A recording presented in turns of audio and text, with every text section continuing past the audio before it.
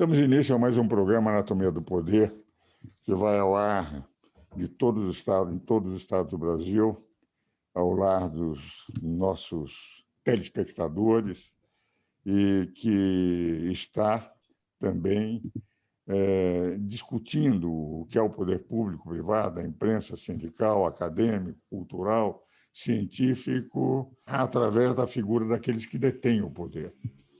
E estando no ar há mais de 9 anos, todos os domingos, sem nunca ter faltado um domingo para os telespectadores dos estados, de todos os estados do Brasil, tem trazido a reflexão de questões extremamente importantes da política, economia, direito, sociologia, enfim, todos os aspectos culturais, literatura, música, etc. E hoje nós estamos convidando um eminente professor que fundou uma faculdade e que, nesse momento em que aí o mundo inteiro está preocupado em como é que vamos realavancar a economia mundial depois da pandemia, já que houve um impacto negativo e natural com essa pandemia que já dura mais de 1 ano e meio, criando a Brain Business School, e cuja primeira turma se forma este ano. Exatamente sobre essa faculdade modelo e pioneira no Brasil, nós vamos falar com o seu fundador. Meu caríssimo Ricardo Moura, é um grande prazer tê-lo aqui no programa.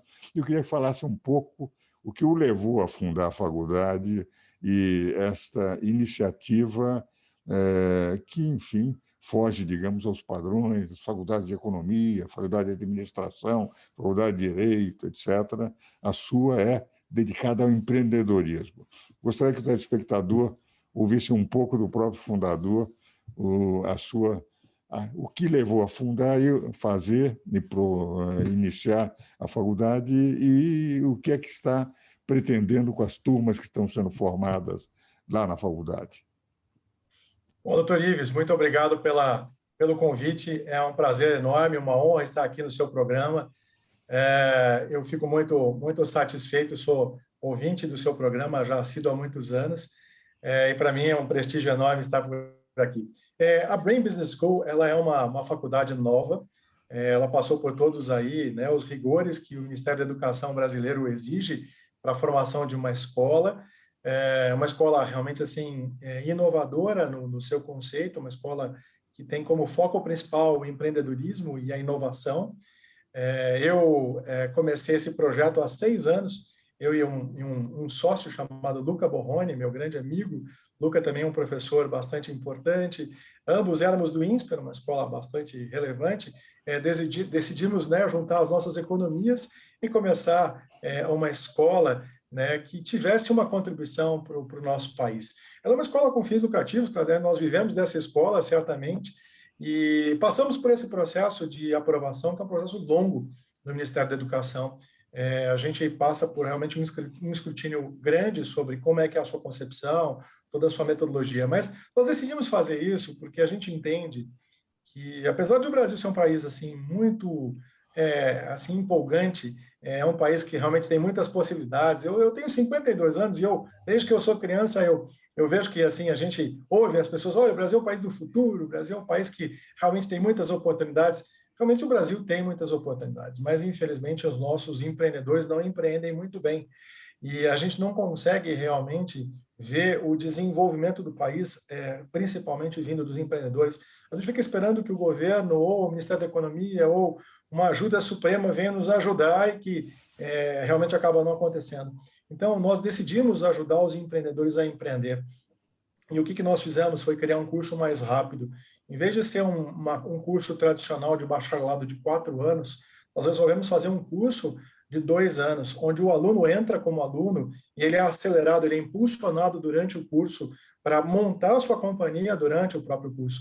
Então, a gente consegue, na verdade, com uma série de metodologias, fazer com que o aluno passe por um processo inicial de pensar no seu negócio, onde ele cria um protótipo do que seria essa empresa e é mentorado pelos professores, e ele vai desenvolvendo a companhia, né, em fases de montagem, em fases de aprender como vai gerir essa companhia inicial e passar pela sua ignição, o crescimento dessa companhia.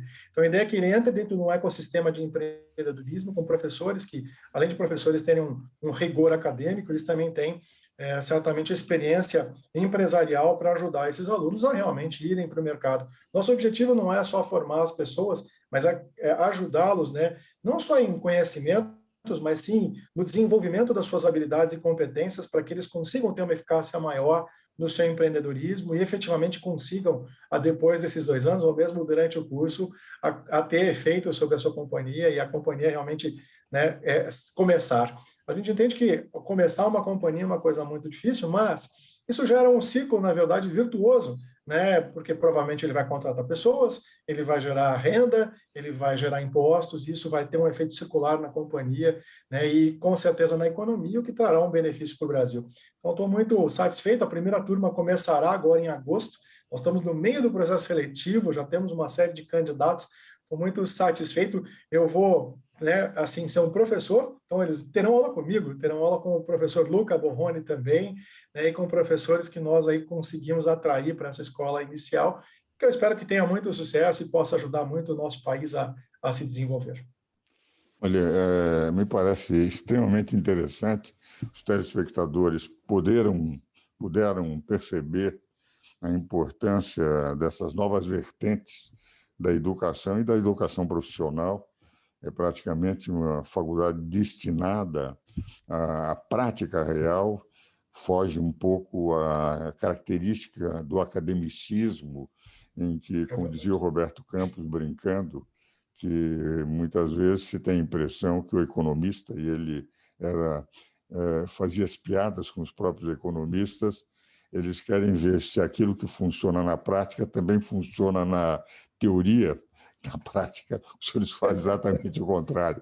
E eles fazem com que a teoria funcione na prática. E é isto que me parece que é fundamental na faculdade. Mas eu quero aproveitar a sua presença no programa, Ricardo, para analisar um pouco o quadro brasileiro atual. Você teve uma grande experiência no setor financeiro, 25 anos trabalhando no Banco Itaú. Então, e hoje o que se discute é exatamente até que ponto essa capacidade de só com a política de aumento de juros se poder controlar a inflação, quando no mundo inteiro nós estamos sentindo uma pressão muito grande no sentido de que, para poder sair da crise da pandemia, os governos estão precisando emitir moeda. Vale dizer, nós estamos entrando num processo inflacionário global, não é só no Brasil. Quer dizer, estamos estourando a meta de inflação de 5,25%, possivelmente, já se fala até em 6,75%. E, por outro lado, o próprio Estados Unidos, no mês de abril, estava com uma inflação de 4,25%, o que é muito grande. Como é que você vê esse quadro para o futuro em nível de controle da inflação? Eu entendo que essa situação que nós vivemos, obviamente, é uma circunstância atípica. A gente passa por um momento muito sério. A crise que o Brasil passa é uma crise bastante relevante, que vai trazer por muito tempo ainda resquícios, né, dessa fase duríssima. Infelizmente, a gente tem uma crise de saúde que teve impactos aí econômicos, mas aqui no Brasil especificamente teve aspectos, né, até de discussões políticas e discussões institucionais, o que certamente é muito ruim, cria uma incerteza muito grande, né, não só assim, uma visão governamental, mas uma visão empresarial e visão dos investidores que colocam recursos aqui no Brasil. Eu enxergo que a gente vai ter aí alguns problemas ainda. Nós vamos ter um ano muito difícil ainda aqui no nosso país. Infelizmente, a instabilidade, né, não só econômica, mas a instabilidade política atrapalha, né, para que as pessoas tomem as decisões de investimento especificamente. Eu vejo como uma visão muito séria, assim, de uma forma muito crítica o que está acontecendo conosco, porque realmente assim a gente não está encontrando um caminho, né, de médio e longo prazo. A gente faz só medidas de curto prazo.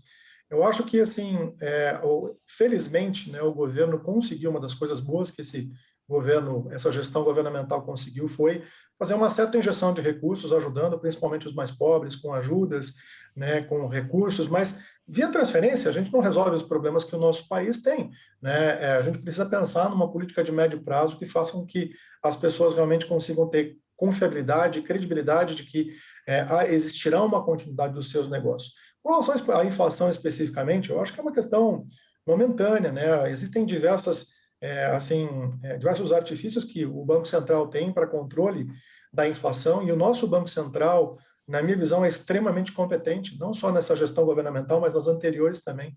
A gente tem um presidente muito competente, que consegue fazer medidas bastante rigorosas. Eu acho que os instrumentos de política monetária funcionam, então a gente não precisa emitir moeda, a gente pode ter a base monetária do jeito que ela é administrada, mas a gente tem uma capacidade de gestão da nossa dívida bastante importante. O que acontece é que a gente começou a ter inflação por diversos motivos. Primeiro, porque nós tivemos uma grande variação cambial no Brasil. Essa variação cambial teve efeitos inflacionários. A nossa variação cambial, ou seja, desvalorização do real nos últimos tempos, ocorreu por falta de credibilidade, por fuga de recursos, né? Mas, em contrapartida, aumentaram muito as exportações. O Brasil se beneficiou, porque nós temos uma vocação exportadora, especialmente aí no agronegócio. Então, teve um aspecto positivo. Nós temos reservas que mantêm a nossa credibilidade internacional em termos de pagamento. Quer dizer, o Brasil não quebrará internacionalmente. Mas os aspectos inflacionários vêm por diversos fatores. Primeiro, porque, assim, num primeiro momento, após a pandemia, lá no começo, em março, abril, né? Por favor, o senhor pode falar. Não, a ideia minha é continuarmos a discutir no segundo bloco, porque chegamos ao fim desse bloco. Nós vamos agora aos nossos comerciais e logo em seguida voltaremos, continuando a partir desse momento em que o nosso convidado, o professor Ricardo Molo, falou.